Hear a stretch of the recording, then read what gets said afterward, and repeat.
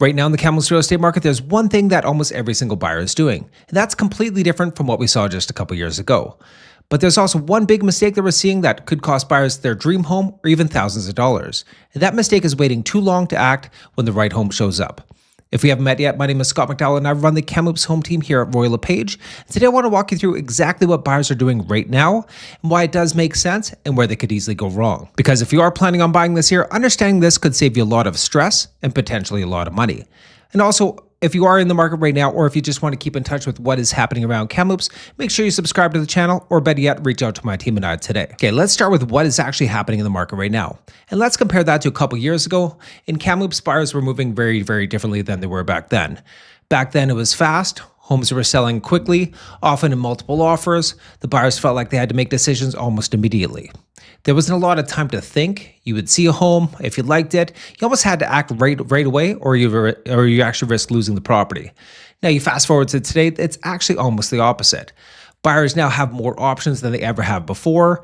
Inventory is increased across most price ranges. Homes are taking longer to sell. And in most cases, buyers feel like they have some time. So naturally, what we're seeing is buyers are slowing things down as well. They're taking a little bit more of their time. They're looking at multiple homes. They're comparing layouts, locations, price point, and features much more carefully. And overall, they're being a lot more thoughtful with their decisions. And honestly, this is a really good thing. This means that buyers can make better choices. They're not feeling rushed. They're not getting caught up in the emotion of the fast-moving market.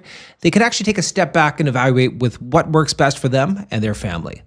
Now, the second big shift that we're seeing is that buyers are comparing multiple homes. Instead of seeing one home and writing an offer, buyers are often looking at 8, 10, 12, or even more properties before making a final decision. They're weighing the pros and the cons. They're asking a lot more questions. They're thinking about the long-term value, the resale, and how the home actually fits into their long-term lifestyle. Again, this is a very, very healthy approach that I'm really happy that we're starting to see this back in today's market again. But it also does create a little bit of a false sense of security, because not all homes are created equal in today's market. And that leads us to our third big shift.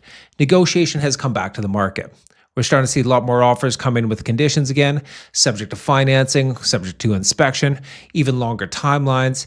And in most cases, we're seeing buyers successfully negotiate quite well on the price. So from a buyer's perspective, this market definitely feels a whole lot more comfortable. It's a lot more controlled, a lot more predictable. And because of that, buyers feel like they can definitely take their time on their purchase. Now, here's where the big mistake comes in. Not every home gives you a little bit of time. The right homes that are priced right and show well and are in great locations, these are the ones that are still getting a lot of attention. And they're starting to see it more and more right now as we head into the spring market. We're getting multiple showings, a lot of increased activity, and in some cases, multiple offers are coming in. So what happens is this. The buyer walks in, they find a great home, it checks a lot of their boxes. They can actually start seeing themselves there. And because of how the rest of the market feels, they think, let's sleep on it, let's come back, let's go check out a couple more places, let's take a day or two and think it through. And by then, they try to circle back, and sometimes it has an accepted offer or it's sold, or even worse, you start to get a little bit more in a multiple offer situation. So now you're competing when they could easily had a straight shot at the house earlier on without any competition. And sometimes this ends up costing them some money, and sometimes even tens of thousands of dollars difference between just one day of sleeping on it and not. You go from a clean shot without any other competing offers to now you're competing against 1, 2, 3 other properties.